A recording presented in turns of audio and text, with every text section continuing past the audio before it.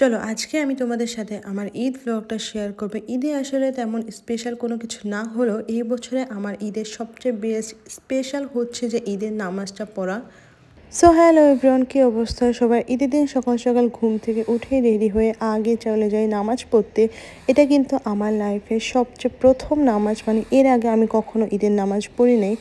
দেখা যায় যে বাংলাদেশে আসলে মেয়েদের ঈদের জন্য ওরকমভাবে কোনো নামাজ পড়ার জায়গা থাকে না।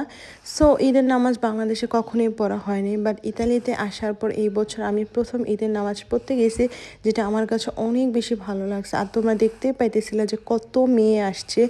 শুধু ঈদের নামাজ বলতে না, ইতালিতে মসজিদে গিয়ে মেয়েদের যে কোনো নামাজ পড়ারই অনুমতি আছে, আর মেয়েদের জন্য নামাজ পড়ার কিন্তু আলাদা জায়গা রাখা হয়।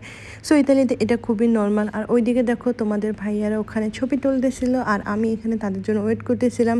এই তো এরপরে আসলে বাসার দিকে রওনা হয়ে, কারণ বাসায় গিয়ে রান্নাটাও করতে হবে। আর বাসায় যেতে যেতে দেখি এখানে বাঙ্কার বসছে, আর বাঙ্কার এত সুন্দর সুন্দর ফ্রেশ ফুল আনছে, আমার তো সবগুলো নিয়ে যেতে ইচ্ছে করছিল। আর এখানে দেখো 15 ইউরো করে একটা অ্যালোভেরা গাছ রাখছে। আর আমার অ্যালোভেরা গাছ নেওয়া হয়নি, কিন্তু এই মালতা গাছগুলো আমার ভীষণ ভালো লাগছে, তো আমি একটা মালতা গাছ নিয়ে নিই, যেটা আমার কাছে 10 ইউরো নিছে। আর এই তো চারদিকটা একটু ঘুরে দেখতেছিলাম। এরপর এই তো আমরা বাসার দিকে চলে যাই। বাসায় গিয়ে আমি খুবই ঝটপট তাড়াতাড়ি করে সেমাইটা রান্না করে নিই, কারণ আমি সেমাইটা রান্না করতে পারিনি। এরপরে রান্না করা সেমাই আমি তোমাদের ভাইকে খেতে দিই, কারণ নামাজ পড়ে আসলে তো সেমাই খেতে হয়।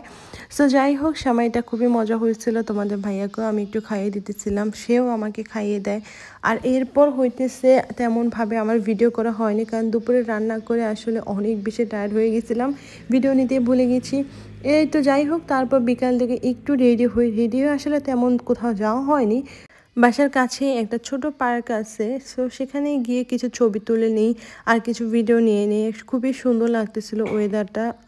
সুন্দর ওয়েদারে আমরা কিছু কাপল ছবিও তুলে নিই, তার সাথে কিছু ভিডিও করে নিই।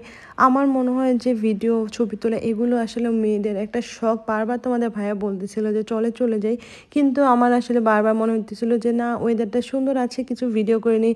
আমি নূরের সাথেও কিছু ছবি আর ভিডিও করে নিয়েছি, যেটা অলরেডি আমি ফেসবুকে আপলোড করছি।